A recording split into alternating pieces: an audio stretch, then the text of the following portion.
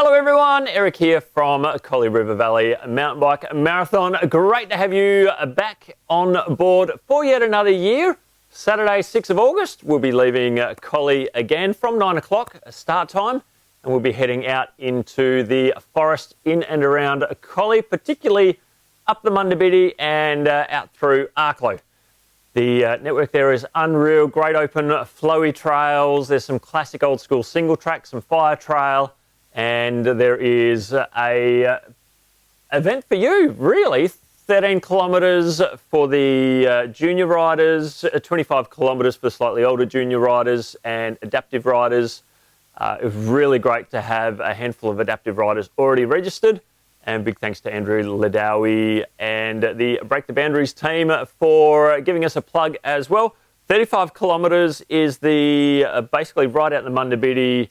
Do the adaptive loop, same as the 25 kilometres, and come back in, except you'll do a little diversion. You'll cross Harris River Road and you will do the Rays Trail and Harris River Winery loop as well. Extra 10k, so that makes it an even 35 kilometres. And then 50 kilometres and 80 kilometres, so slightly longer for the long course this year. Big thanks, of course, to our sponsors, Synergy, Parks and Wildlife, and also the Government of Western Australia through Tourism WA. Plenty of other partners on board as well. Big thanks to the Shire of Collie. We'll be starting and finishing in town.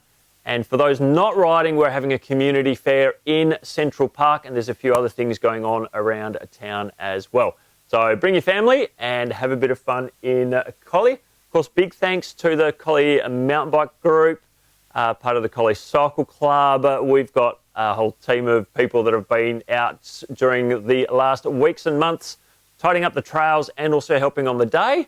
We do need one or two more helpers on the day out in the forest. So if you know someone that wants to help out, then let us know, reach out to us, and we'll pop you on the event team crew. Big thanks to Crankin Cycles as well, our local bike shop here in Collie. So this is a map that you will see all over social media, and it'll be in your rider pack as well if you're riding, of course. And there'll be some big posters on race morning as well, so you can point at different things. If you have any questions, obviously ask any of the event crew that are familiar with the course.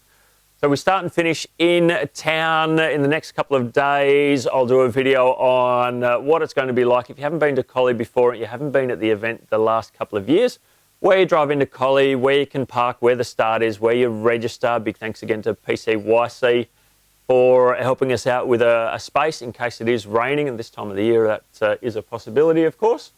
And then the start line just near the traffic lights as well. So it is all very, very close to everything. There's cafes, obviously supermarkets, there's restaurants and whatever you want right in the middle of town. So just zooming in a little bit. So this really is looking more at the 13-kilometre course. Everyone else rides it, of course. We do this first 6.5 kilometres out and then 6.5 kilometres back. Hello, Thomas. Have my son here. He's just playing. So Thomas James, you will have seen him on a couple of the other videos. And we have a blast with Daddy Daycare. So 6.5 kilometres out and back. There's a couple of road crossings here as you ride out of town. There won't be a lot of traffic at all, and yeah, pretty straightforward really. Once you start riding up the Mundabiddi, there's a road crossing at Patstone Road and a road crossing at Mornington Road.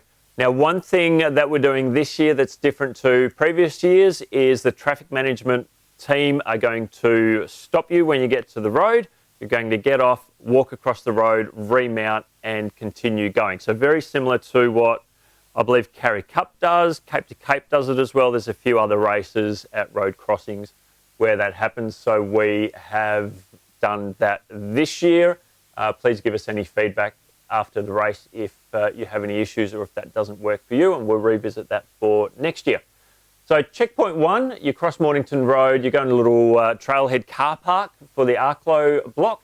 You're doing the 13 kilometres, you basically turn around, do a U-turn and come back. There'll be a big core flute, bright orange A-frame sign, 13 kilometres, turn around here. We'll have some marshals there that will help with that process as well for anyone doing the 13 kilometres. you're doing any of the other courses, you double back on yourself and you actually start riding down a trail called Mornington Glory. And that really is the first pinch point for the race. Up until then, it's mostly forestry road and plenty of places to pass. So the first 6.5 kilometres really gives you plenty of time to get yourself in the group that you want to ride with, at the speed you want to ride at, with people with similar abilities and so forth. So that really 13 kilometres out and back, or 6.5 kilometres out, is where you start, mostly on the Mundabiddi and Fire Roads and so forth. So this again is checkpoint 1. So everyone double backs on themselves, goes down Mornington Road, up Dead Cats, and the adaptive riders will keep on going here around Arklow Adaptive and then come out and return there. So that's a 25 kilometre course. 35, 50 and 80 will right into Rays Trail. Now this is the old school single track. We used to run the cross-country Olympic races here in Collie on this. It's a great trail. It is a bit more technical. It is a bit more stop-start, and it will definitely test you out if you're not a rider that's been riding single track for a long time. So there are some passing opportunities in there. And again, when you're riding, just be courteous to the riders that are behind you and in front of you. Everyone's at a different place. We're all here to have a bit of fun, and we're not racing for sheep stations. Through that, you'll actually go into Harris River Winery.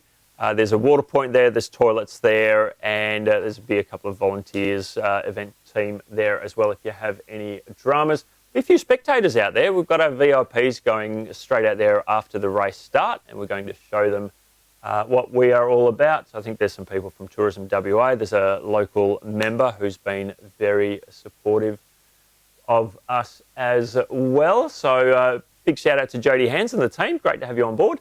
After Rays Trail, you'll pop back out, and the next checkpoint is after a sort of a zigzag down a hill.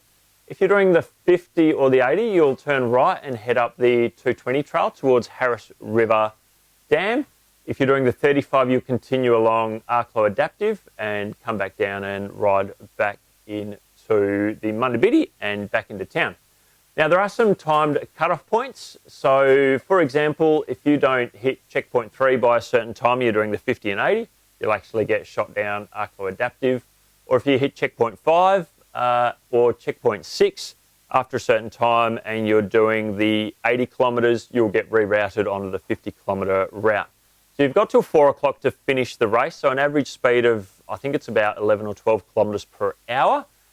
And yeah, we just want to keep everyone out there having an enjoyable time and keep everyone safe as well. We don't want anyone out there for 9 or 10 hours riding. Same with, I think, checkpoint 10. If you don't get there a certain time, you won't do that in a loop if you're doing the 80Ks. So 50 kilometres and 80 kilometres will go up 220, back down Far Lap. Just be careful down the end of Far Lap.